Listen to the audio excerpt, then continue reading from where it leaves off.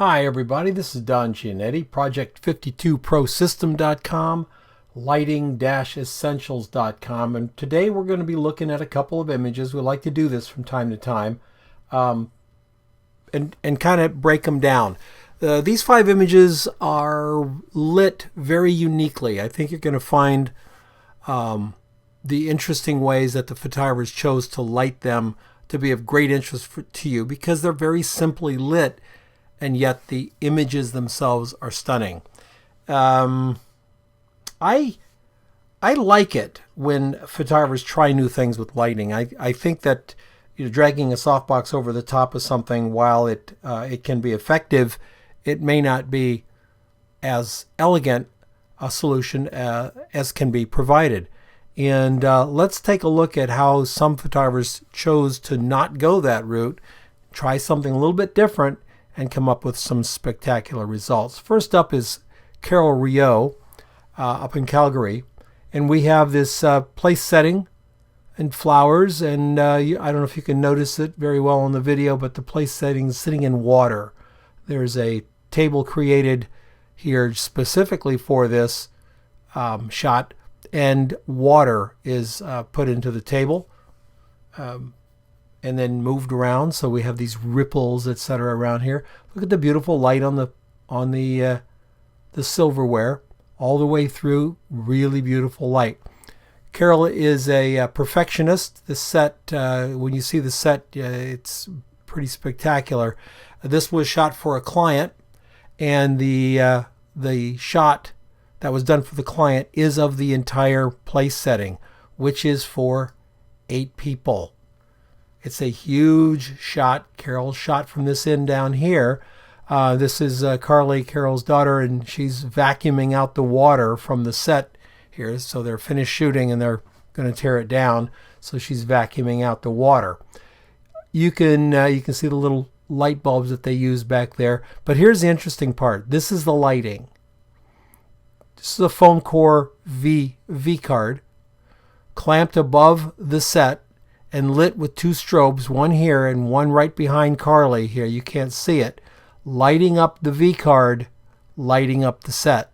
No big soft boxes, no fancy scrims, no thousands of dollars of lighting gear, just cardboard and lights.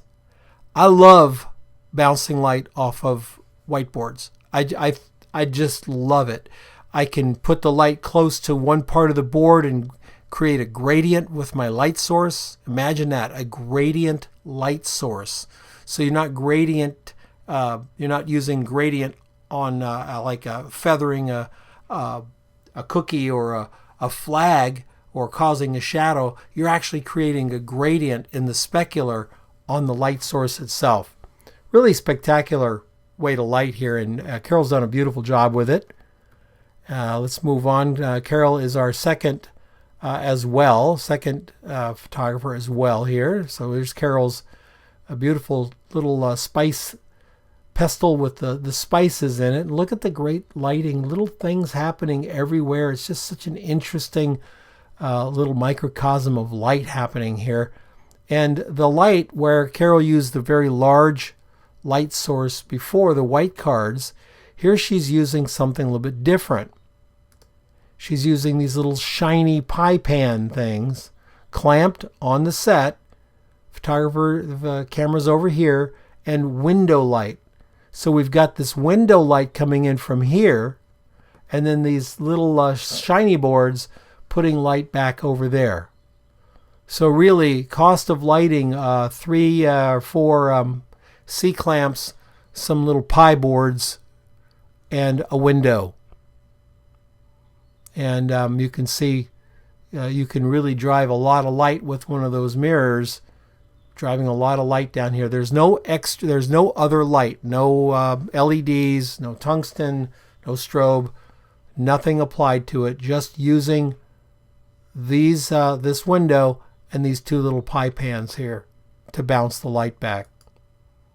Isn't it beautiful? You can do so many things when you think about how light works and how the subject will record that light. Subject-centric lighting. What is the subject going to do with the light? Frank Grieger shot the raisin bread photograph here. Nice shot, nice texture. Look at the beautiful texture of the bread. Look at the beautiful texture going down the side of the bread. Nice highlight here. Interesting background. We've got some nice things happening here. Just enough depth of field to keep our attention right on the raisin bread. The honey's a little out of focus. The foreground's a little out of focus. How did he light it? Very simply with 2 ice lights. Ice light turns sideways, ice light coming down. These using the ice lights to feather the light across the surface. Kind of a painted type of backdrop here, and a camera angle coming right along the wood here. Go back to the shot. You'll notice that Frank is very careful where he placed his camera. That little part of the wood right there, the center of the picture, is the center of the camera, and the other lines converge. They're converging out there somewhere in space, but that line on the camera line is dead on, so we get a real sense of solid composition here. And the ice lights are doing a beautiful job here. Look at this beautiful highlight here on the food, a little highlight here up on the top of the raisin bread there. We have highlights on the raisins themselves in here, and that's from the ice light above. So we have one ice light here and one ice light there. And we have a light over here. I believe this is a shiny card over on this side, and a little strobe right here popping a little bit of light across the top towards the background. So ice light above, little small little reflector on this side, poppy little strobe on this side, or little strobe on this side, just to add a pop of light to come across, probably lighting up a little bit of the bread here. Very nicely done shot by Frank Grieger. Gloria McDonald got us in real tight and close with brown eggs here. It's beautiful.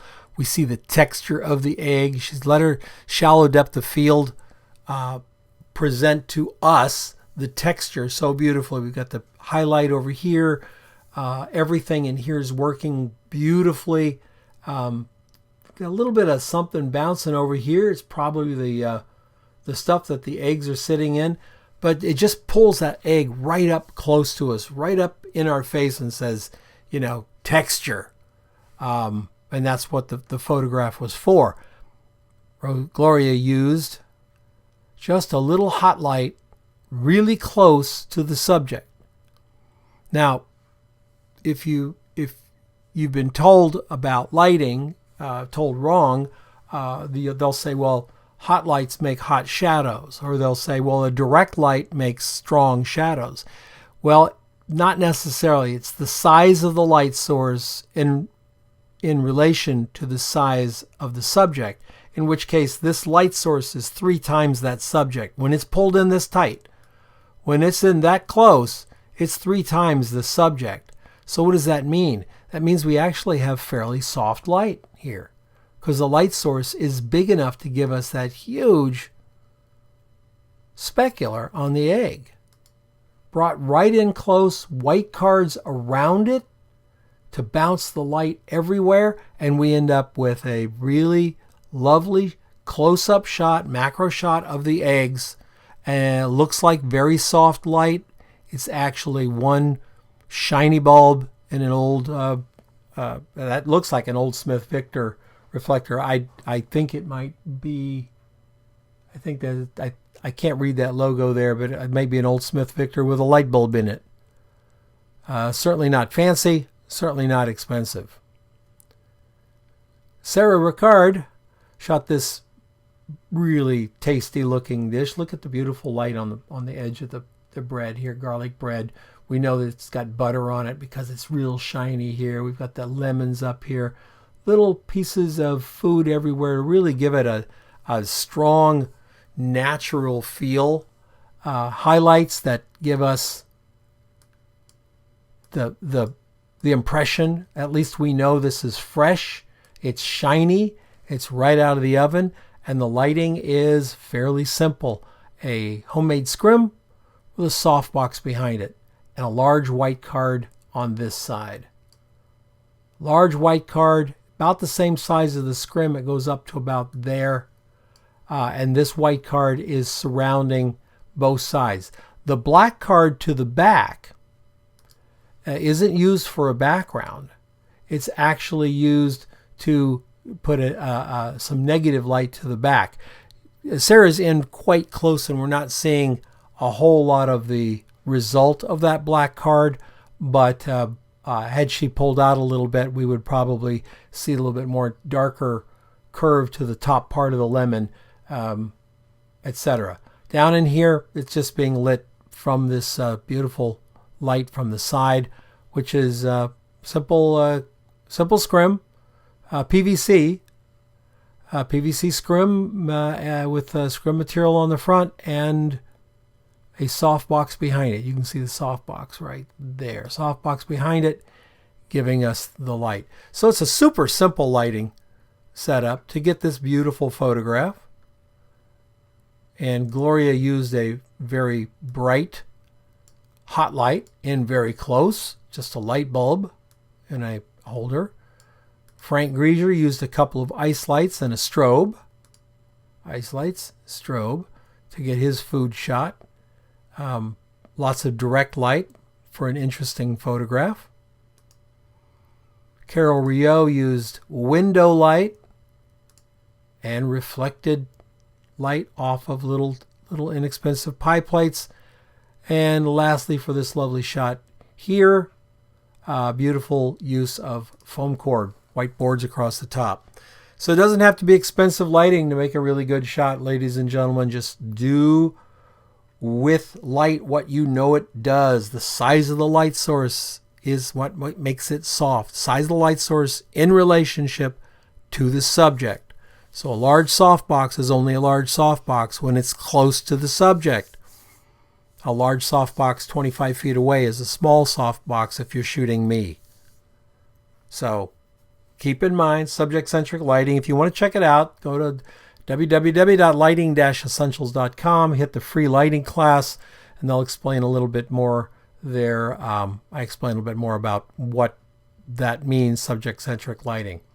Look, if you like these videos, hit the subscribe, hit the little bell. It'll ding, ding, ding every time I put one of these up and annoy you to death. And listen, everybody, have a great time. I'll see you next time.